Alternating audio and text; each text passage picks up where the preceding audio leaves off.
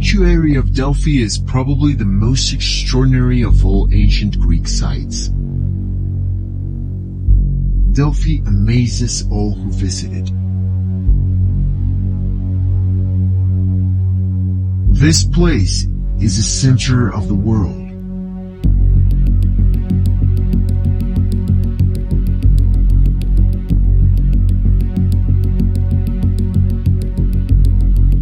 The ancient Greeks called it the omphalos, which means the navel of the earth. Zeus, the father of the gods, wanted to find the center of the universe, so he sent two eagles flying from the opposite ends of the universe. And the place where they met was Delphi. Welcome to Delphi, Indiana, where our storied past is fueling a stellar future.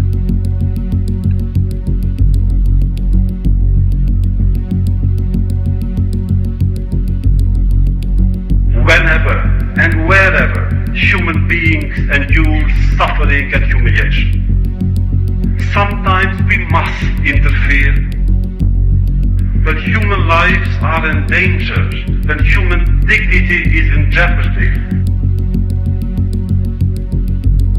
wherever men or women are persecuted, that place must, at that moment, become the center of the universe.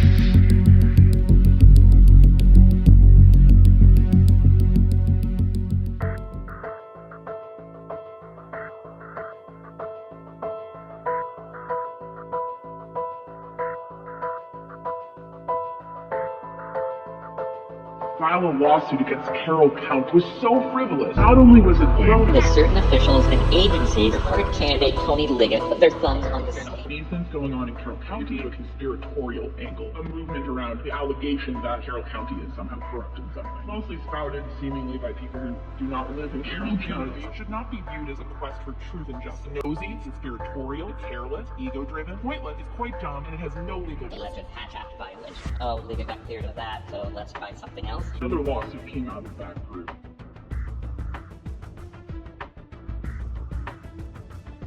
Federal lawsuit filed by a Carroll County Sheriff's Deputy, Michael Thomas, claims he unsuccessfully ran against the sheriff's choice and spoke up early on about problems with the Delphi murders investigation, and now he's paying a price. Inside during the early days of the Delphi double murder investigation. He disagreed with the direction that case was taking. Picking up cost him. Now there's a federal lawsuit. Deputy Michael Thomas wanted to succeed his boss. Sheriff told Pleasant deaths of 4 little girls in Florida and the murders of Abby Williams and Libby German continue to rock the community. Our county was hurt, and they're looking for someone to make the county better. That's why Thomas says he ran for sheriff in last May's primary. 3 days after the election, I was demoted back down to the road. Very first few weeks, double homicide, I wanted to bring experts in. Basically, they didn't like what I had to say. It kind of went downhill from there. I just felt like there were certain individuals within the command structure that didn't want to go in that direction. He thought there were aspects of the investigation that needed experts that the team had not sought. Thomas says his community is frustrated by a seeming lack of progress in solving the Delphi themselves. Meetings that involved the current sheriff was having meetings with him, preparing him before the primary season. And if anybody don't believe that, you got something wrong. Mike, is there a question?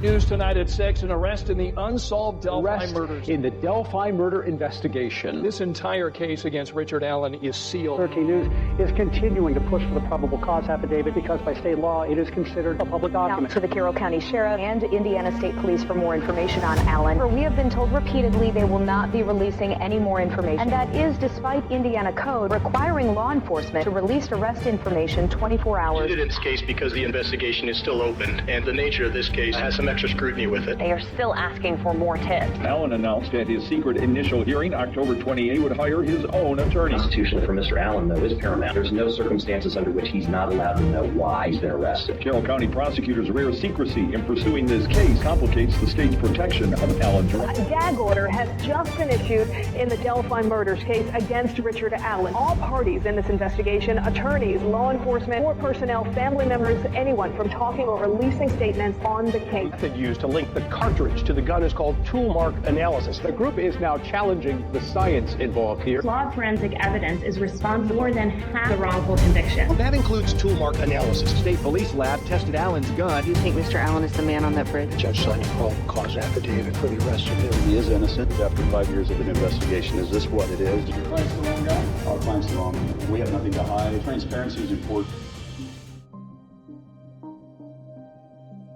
Everybody is presumed innocent. Everyone is given a chance and a fair opportunity to defend themselves. Carroll County Sheriff was the one who objected to Allen being moved, which is why they had to file this legal motion. His attorneys say Liggett fabricated statements of several key witnesses. It changed that witness's statement to say that they saw a man in a blue jacket and that their clothing was blue. Now it'll be up to Judge Fran Gall on whether or not to grant the motion and hold a Franks hearing to determine if Liggett did indeed fabricate or withhold evidence that pointed away from Richard Allen. I believe Liggett fabricated or omitted evidence for political reasons. Search warrant and the arrest of Allen happened less than a month before the 2022 November elections, when Liggett was campaigning to be the Carroll County Sheriff. After more than 5 years with very few answers, Liggett rushed into accusing Richard Allen to make a big arrest before the election. No, I'm going to go on the record right now and say that they are trying to kill Rick Allen. Yeah. They want him to die. Yeah. It's like always like in and out, in and out. They don't want us to see it. Because he's my size. Chains and collars and leashes all over. It's all about optics. They don't have all of those people around Rick Allen because they want to keep everybody else safe. They don't want us to see Rick Allen. They don't want us to look at Rick Allen. They don't want us to see his face and his eyes. Remember when he came in June and he was all doped up and he was dissociative and he was experiencing psychosis from being tortured and starved and sleep deprived and probably withheld his medication. All of these things that they were doing to him so that he would show up looking like a zombie and couldn't protest or assist in his defense. Guess what? The eyes of the world are on them. They're not allowed to do that to him anymore, and they have tried to break him. And Rick Allen, he's not going to break. Look he has done a year in solitary confinement. A year. He's on the upside of things. Like if he's still alive, he's getting better every day. His attorneys get thrown off the case, and he turns to his wife and he says, "It's okay. You didn't break him. You're not going to break him. He's not guilty. Whatever they're trying to do, they're hip to it. It is not going to happen."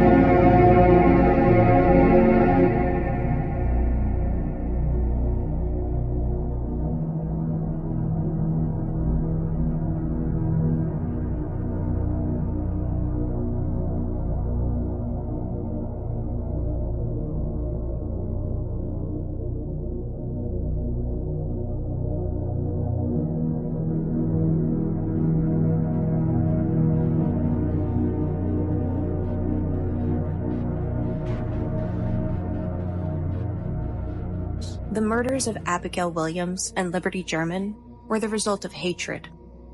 Hatred for women, perhaps. Hatred for race traitors. Hatred for the privileged, the elite, the other. But where judges are called upon to serve as a balanced, fair, and impartial foundation upon which justice may be carried out, Special Judge Frances Gull has allowed hatred to consume her.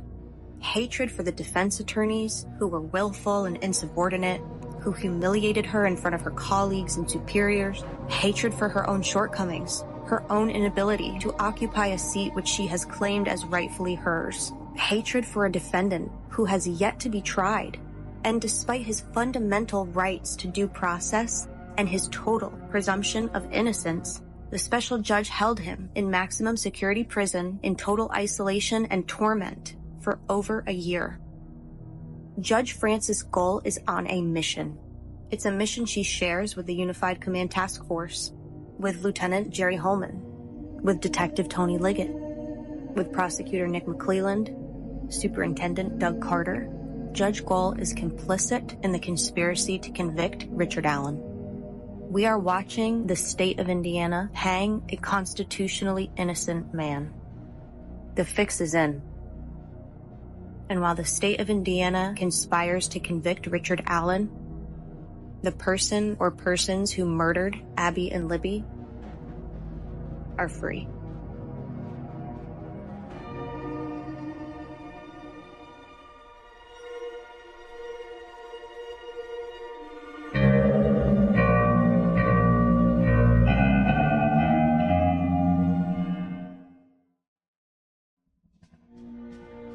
What is corruption? It is dishonest or fraudulent behavior, usually perpetrated by those in a position of power or authority. It is a betrayal by those entrusted to protect and serve all, to show favoritism to none, and to safeguard and uphold our inalienable rights to liberty and life. Corruption destroys trust, erodes goodness, and hardens the innocent, who suffer as a result. By its most basic definition, corruption is a departure from what is pure, what is correct, and what is true.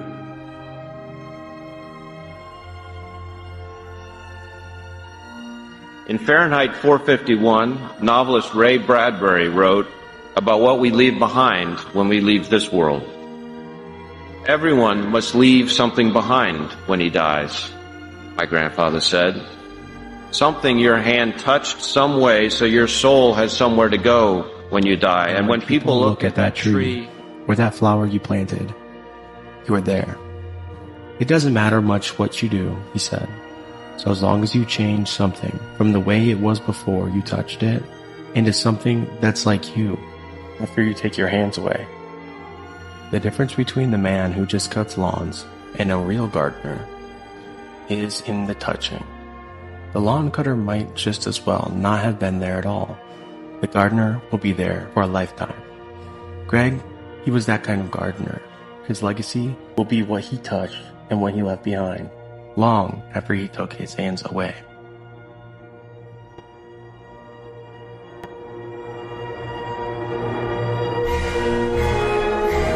So when it comes to corruption, there can be no compromise. It must be exposed and rejected at every turn. We cannot tiptoe toward justice, knocking once or twice, hoping that someone is home. Justice is a door that, when closed, must be kicked in.